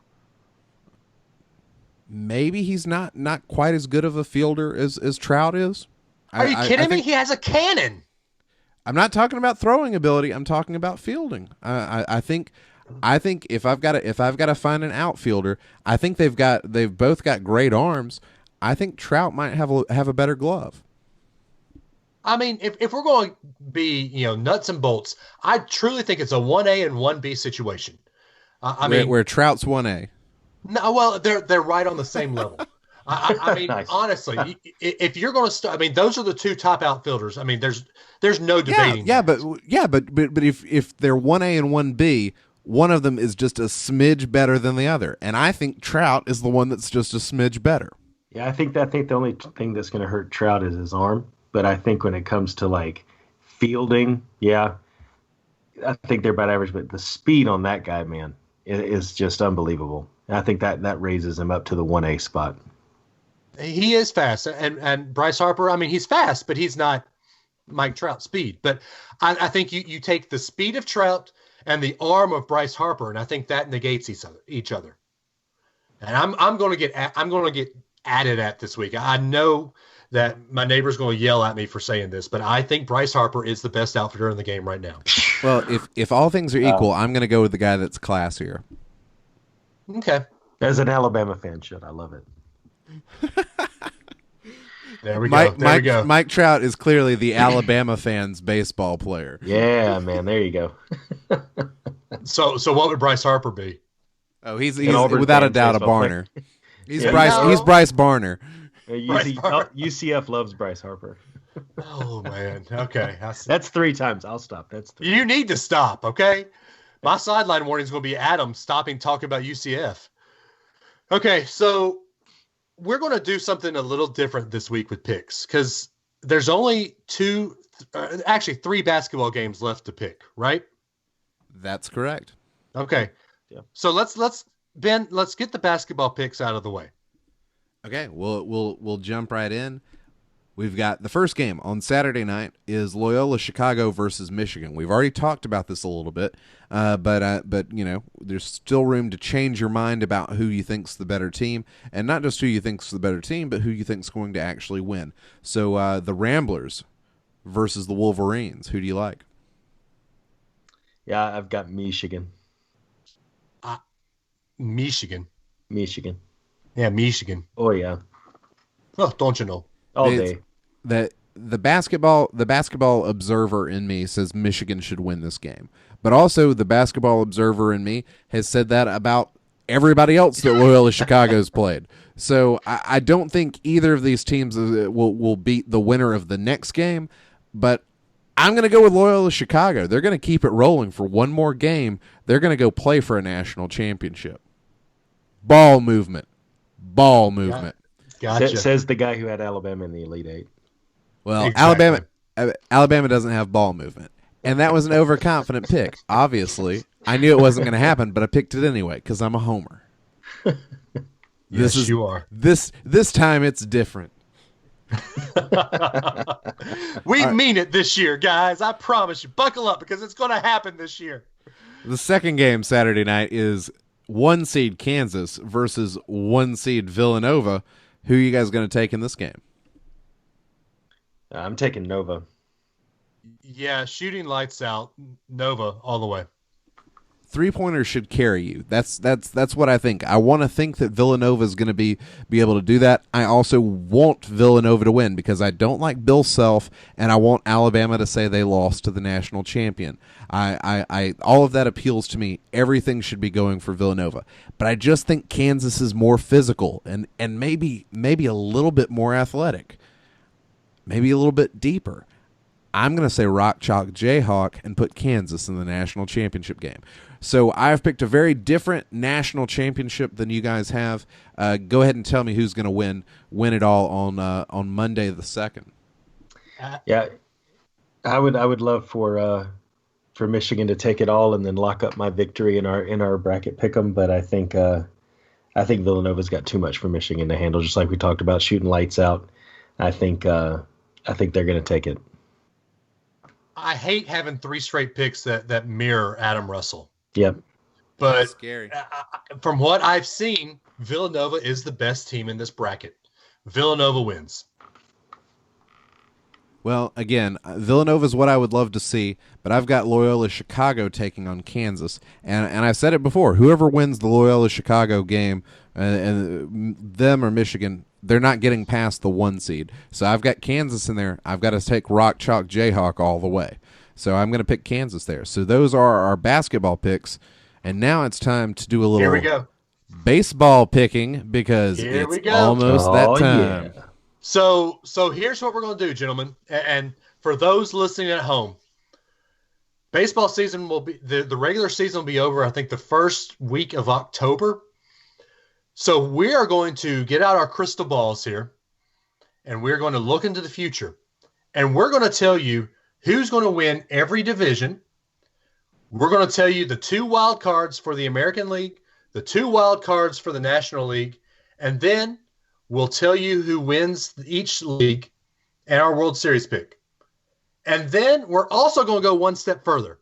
We're going to go Rookie of the Year in each league, Cy Young in each league, and MVP in each league. Are you ready, gentlemen? Because this is going to be fun. Let's do it. All right. Let's start in everybody's favorite league or everybody's favorite division. We're all Braves fans, so we're going to start in the National League East. Who you got and why? Oh, I think the Braves are definitely going to show up in a solid 3rd place. Sorry, I had to throw you off. The Nats have this one locked down before the first pitch is even thrown. Yeah, I think I've got to go with the Nationals. I mean, they've got Bryce Harper. He is without a doubt, hands down, the best baseball player in all of baseball. There's not even an argument that anybody else can hold a candle to Bryce Harper because Bryce Harper's untouchable, and he is without a doubt the best baseball player. So he has the best hair in baseball. Well, we all know that baseball is a individual sport, really, and if you've got one good player, that's really all you need. So got to go with the Nationals. See, I'm going to go with the Nationals, Ben, but you can't just say they have one good player. Come on. Harper, Strasburg, Gio Gonzalez. They've got Turner at playing short. They've got a great team. So I hate them. They have a good team. I hate them. But the Nationals are going to win the division because they have the best talent in the National League East. Can I throw this out there? Sure. True or false? The National League East is the baseball equivalent of the SEC East in college football. For this year, true. Yeah. But for historical years? Oh, historical, no. But this year, I think the Nats are really going to have to mess something up bad to not pull that one off. So. Yeah, and I'm going to say I don't even think the wild card comes close to coming out of this division either. The closest team that could be there is possibly the Mets, but they're even a dumpster fire right now. The Phillies have a couple of good players in place, but the Phillies aren't ready yet either. Yeah. So there's your National League East. So everybody has the Nationals. National League Central, who you guys like? Yeah, I like the Cubs. I think the Cards could make a push, but I think the Cubs take it. Yeah, I think it makes a lot of sense to pick the Cubs, but for some reason I just kind of feel like St. Louis may be due. And, the Cubs aren't exactly the same team that they've had the past couple of years. The pitching's going to be a little different. I'm going to pick the Cardinals just because I'm feeling a shakeup in the Central. Ben, I like where your head's at. I like your pick too, Adam. But I think the Cubs are going to fall late in the season. Remember, their pitching is not what it used to be. They don't have Arrieta. They don't have. I think 2 or 3 of their starting pitchers are gone. So I'm going to pick the Cardinals, but keep who I said is going to fall late in the season because they might come back around for the wild card. The other thing holding back the Cubs is that Chris Bryant is just really resentful about being held out of 13 games a couple of seasons ago to keep him in the minor leagues, and that resentment is just going to really show up in this contract year. You know what? I can't mute you. I can only mute myself because I was looking at it. Baseball season makes me even more of a smart aleck than I am during football and basketball season. So it's only going to get worse. And there's 100. I miss the old days, man. I miss the old days when I was running the board, looking at you, and had my finger on the mute button. The next 6 months are going to be sweet, guys. Oh gosh. Okay. So Ben and I have the Cardinals. You've got the Cubs, Adam. Let's go National League West. Who we got? I've got my other sentimental team, my other West Coast team, the Dodgers. I think they'll continue to see dividends off all the money they've been throwing at it. So I think one of my caveats I want to throw at that is if Kershaw stays healthy for once, I think they could pull off the division. If they don't, they're going to get some pressure. The thing I've learned about the National League West is whenever there's a clear-cut team that should be better than the others, that team's not going to win the West. So it makes a lot of sense for the Dodgers, so I know it's not going to be the Dodgers. So then I should just pick anybody else that did reasonably well last year. So with that, I'm going to flip a coin between the Diamondbacks and the Rockies. I'll take Colorado. I'm going to pick the Rockies to win the West. Well, I love this, gentlemen, because all three of us have three separate teams. Ooh. Because I'm going with the team that was the most active in the postseason and the offseason. I'm going with the San Francisco Giants. You pick up Evan Longoria to play third base. You pick up center fielder from the Pirates.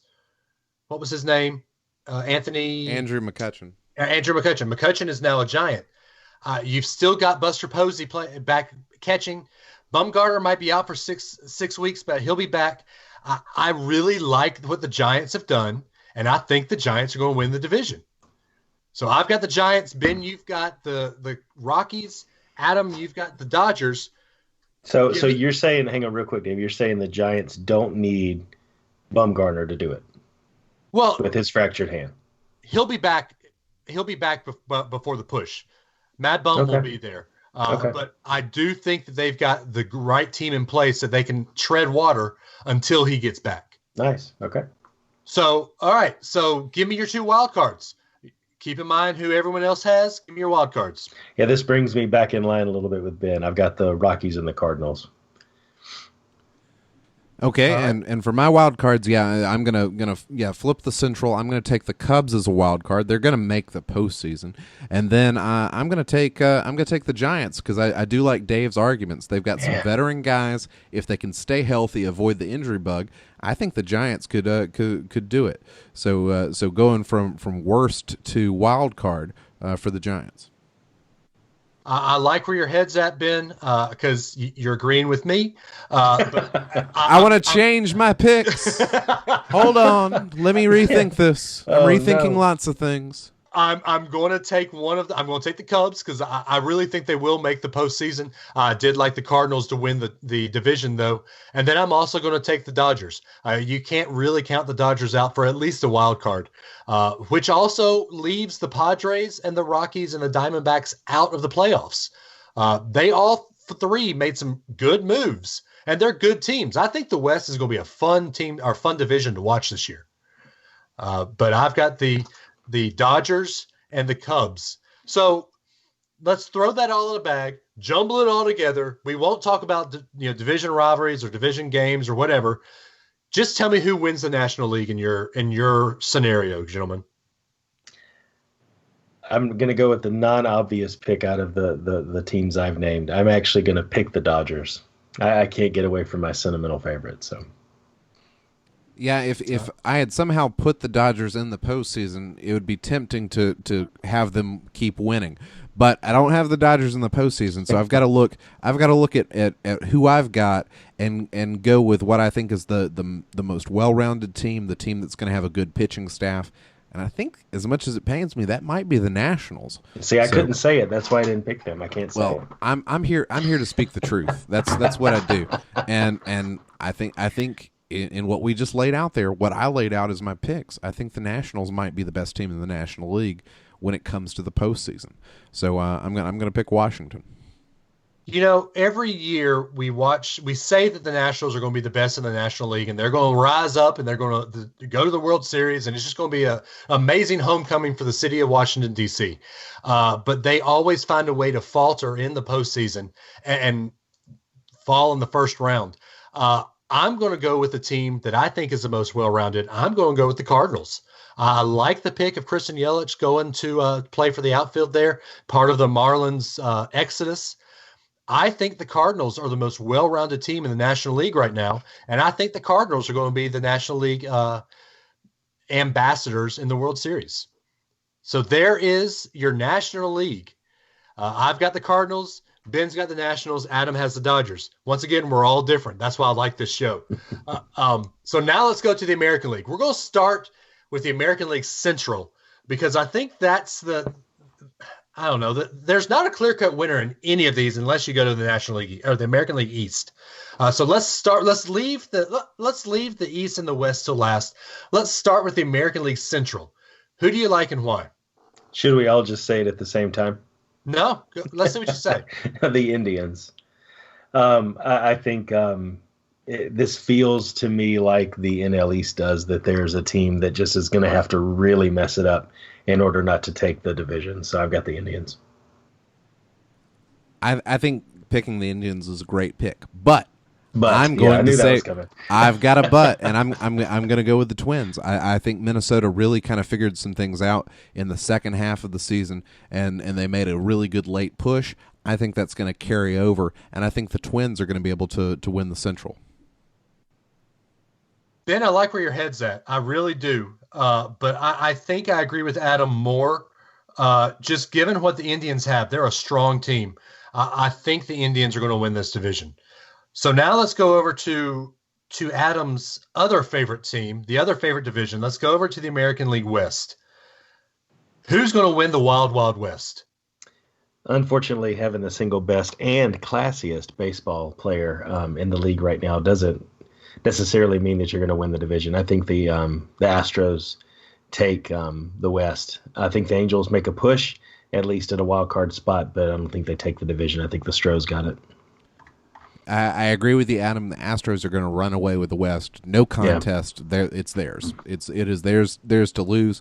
And barring something just disastrous happening, I'm talking injuries and things like that, it's the Astros. I don't think that it's going to be as runaway as you think, Ben. I think that some good things will happen with the Angels. I think the Angels are going to win upwards of 90-plus games. But the Astros are probably going to win 112 games. That is just probably the strongest pitching staff in Major League Baseball. You've got Dallas, you've got Verlander. They've added Garrett Cole. To me, that's probably the best pitching staff in baseball right now. And as a Bama fan, we know defense wins championships. Defense will win the American League West. So now let's go over to the American League East. Do we all want to say it at the same time? No. No, I do not want to say it, no. But who are you picking? No. The bank. The house always wins in the East. Well, they just throw money at it, and they just bring all the good players in, and they wear those pinstriped uniforms, and I think you know who I mean.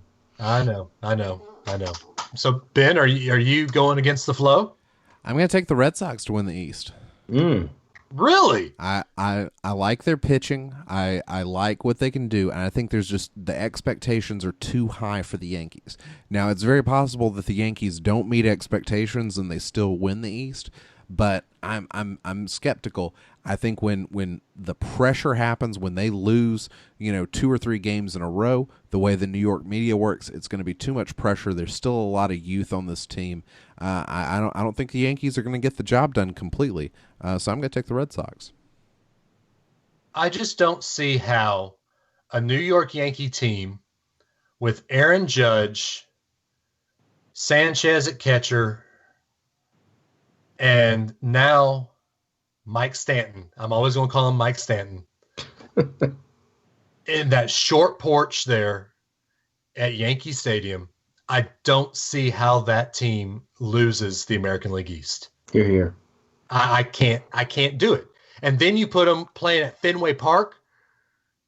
That's a home run derby waiting to happen. I mean, we might see a 30-run game a week from the Yankees. The Yankees are going to run away with this division, and it won't be close. All right, so there we go. Who's your wild cards?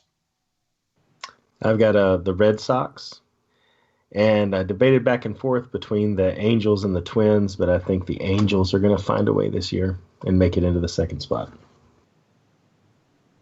I'm going to go with the Yankees because hey, they're pretty good.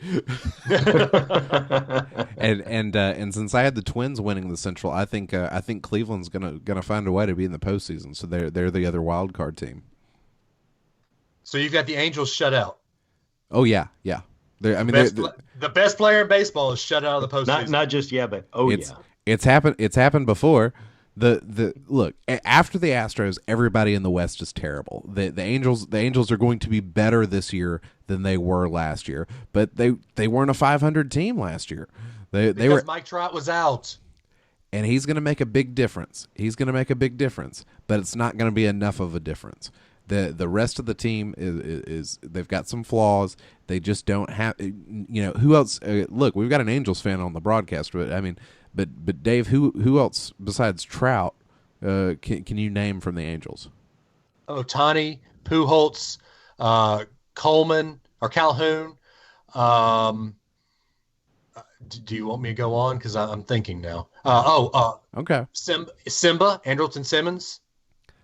I think they've got a good team. I just don't think it's going to be good enough when you have the races that are going to be going on in the East and the Central. That's going to set the pace for the wild card, and I don't think the Angels are going to be able to get there. You forgot Justin Upton, but I did forget Justin Upton. So I forgot he went over there now. You proved your point, Dave. Don't worry. Easy to forget. Dave's with it more than I was giving him credit for. But I still talking maintain. about first love of sports, man. You're talking about first love. I know baseball. I know you know baseball. I don't doubt that. I just wonder how much you pay attention to teams on the West Coast. So anyway. I still One think of my best friends is a self-proclaimed Angels fan. I have to. I still think the Angels are going to be good. I just don't think they're going to be good enough. There it is. Okay. Well, I disagree with you because, like I said, the Angels win upwards of 90 games. They don't win enough to win the division, but they win the wild card. So I got Angels and Red Sox playing for the wild card to face the Yankees. So there you go.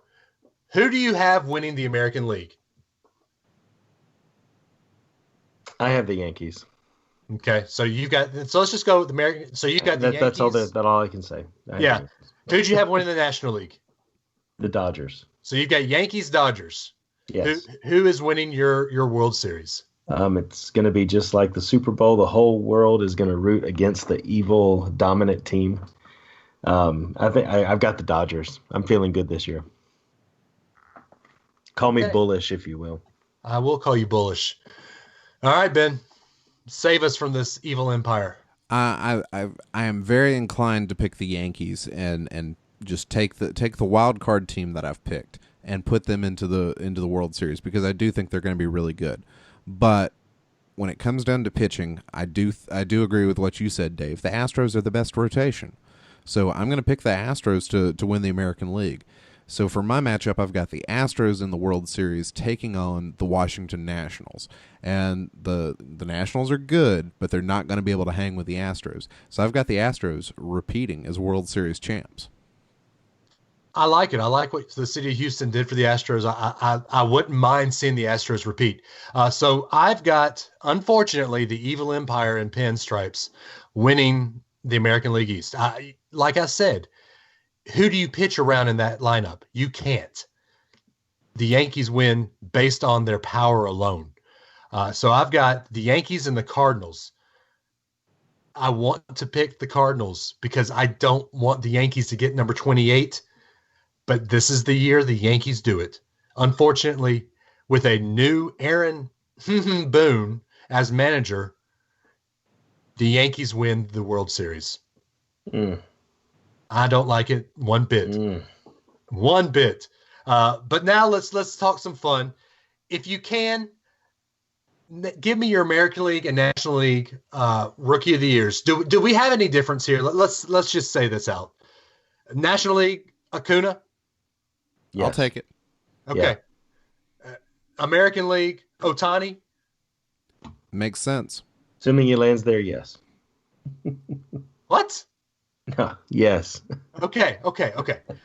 So I'm still an Ohtani skeptic, but there's no rookie that there's more hype around. So I if you made me pick, if you said give me another name that's going to take down Ohtani, I don't know who I've got. But if you want to say Ohtani versus the field of rookies, I would take the field.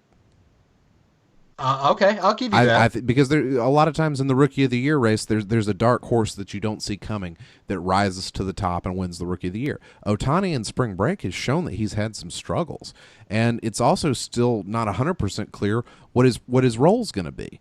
They still want to do this dual thing as a pitcher and a hitter, but they're an American League team. At some point, he's got to do one or the other a little bit more, and until some of that stuff gets shaken out, I'm going to take the field versus Ohtani.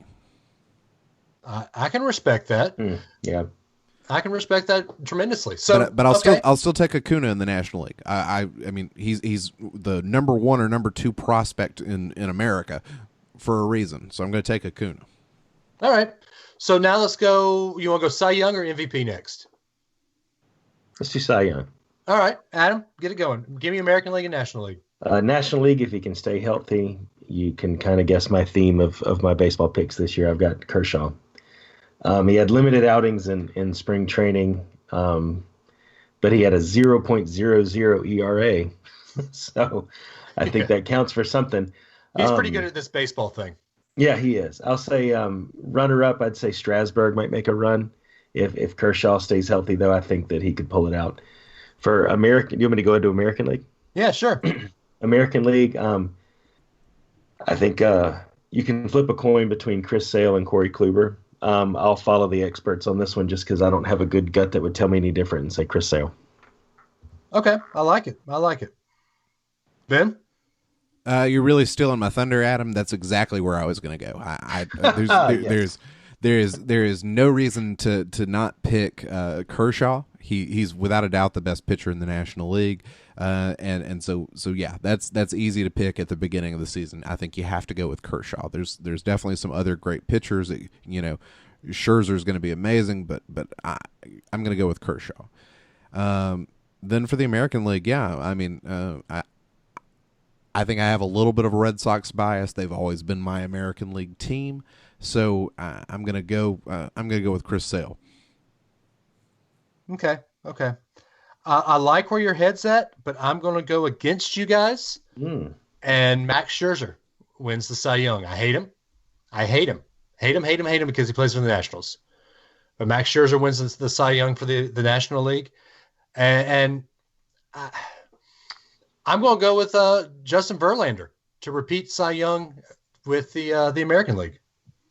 Because I think Verlander is probably the most dominant pitcher for the Astros in the most dominant pitching rotation.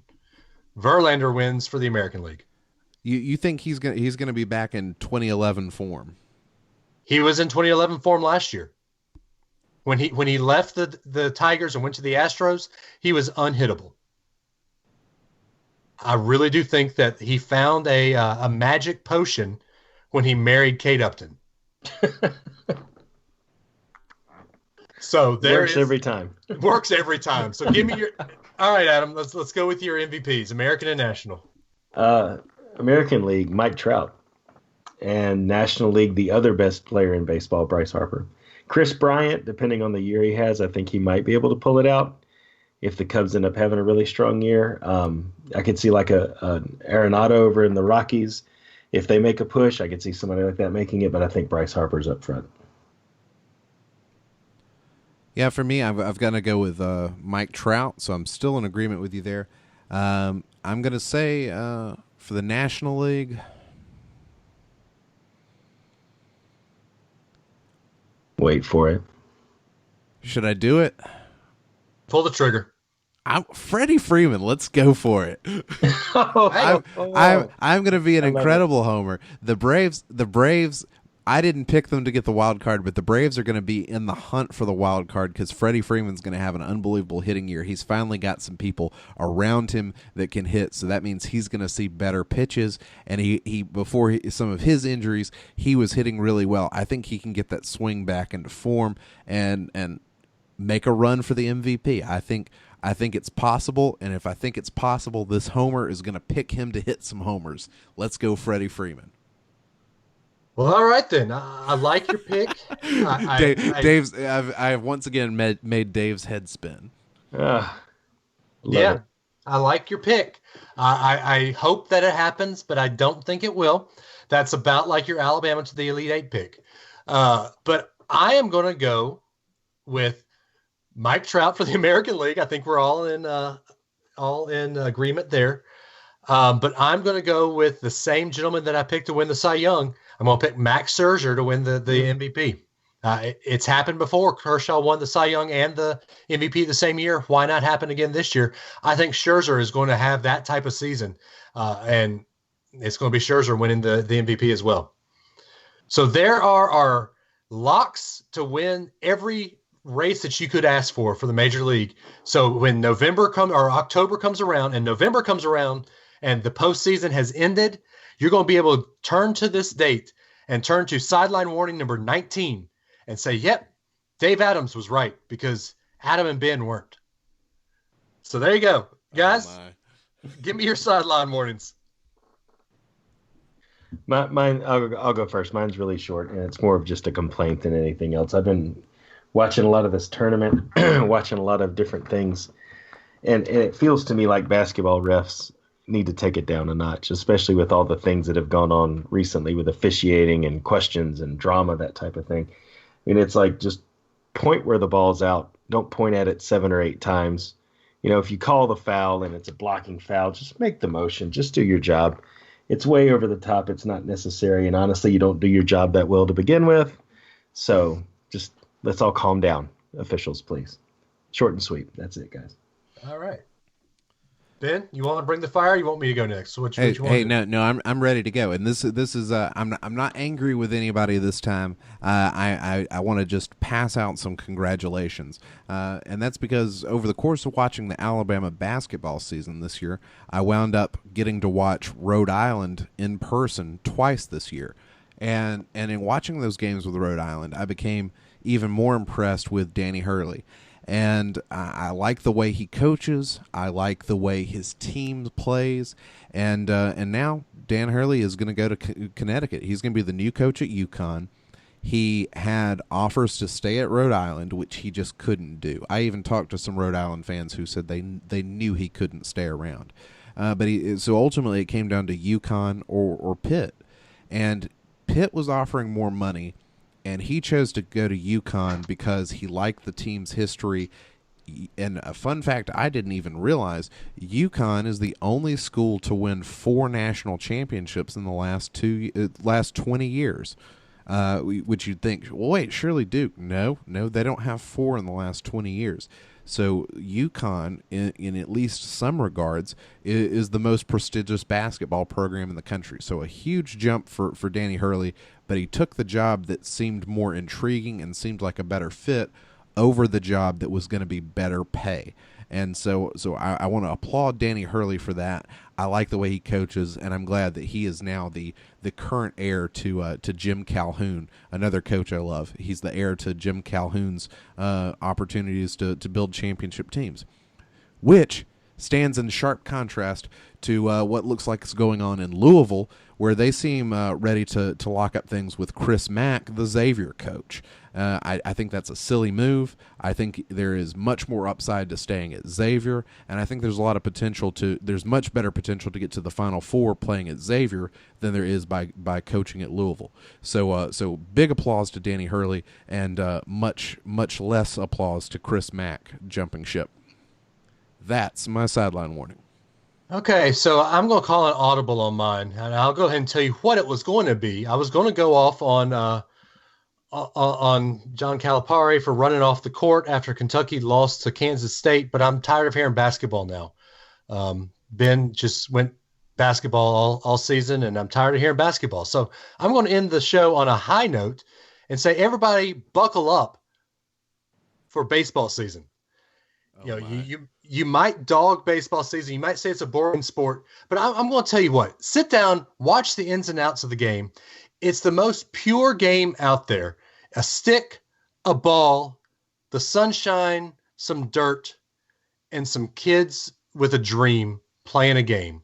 Watch the movie Sandlot. Watch the movie For the Love of the Game. Watch the movie Field of Dreams. I can go on. If you want a funny baseball movie, Bull Durham, Summer Catch, Major League 1 and 2. I prefer 2 over 1. Don't at me, folks. You've named a few Costner movies, but you haven't said For the Love of the Game. I did say For the Love of the Game. Did you? Okay, I missed it. Use your ears. Use your ears.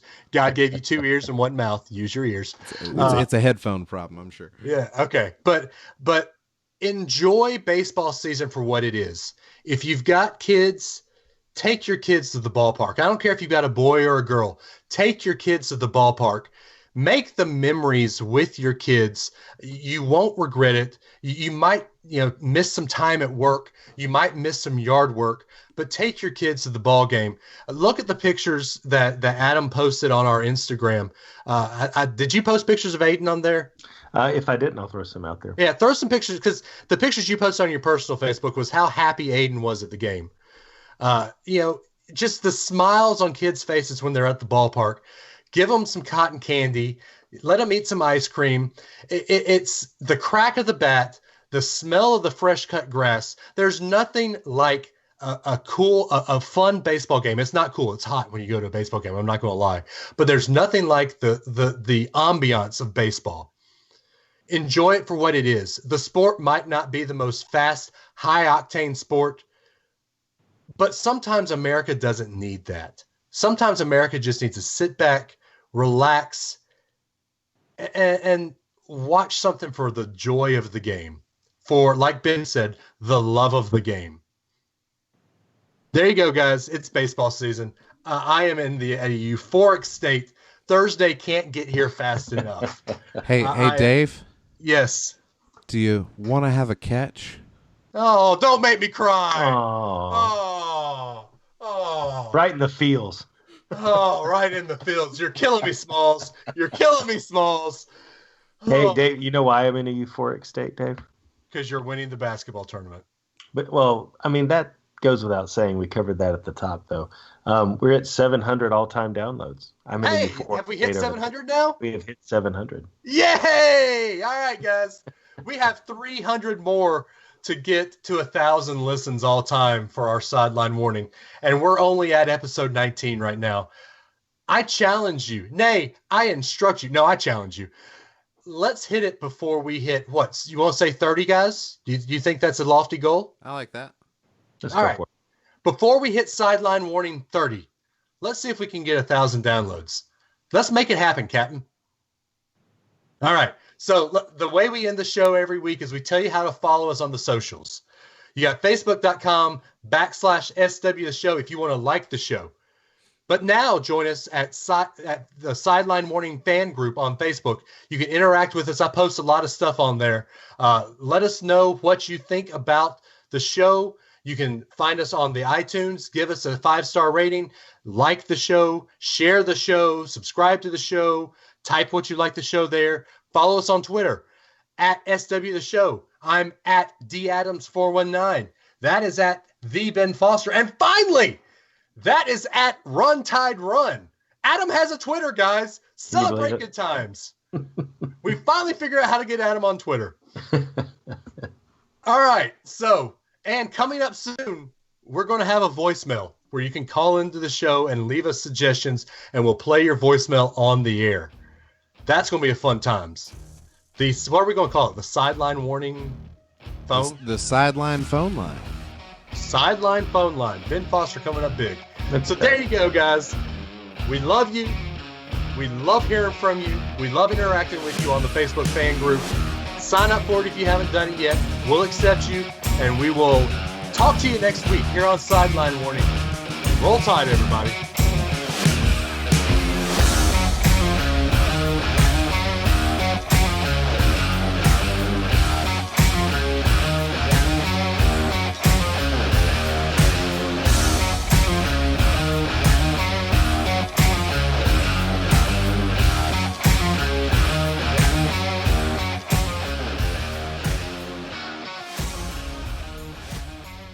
All right, setting up the commercial.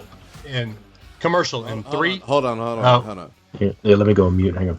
Yeah, let Adam go on mute because he's typing a lot on his 1980s computer. Shut up.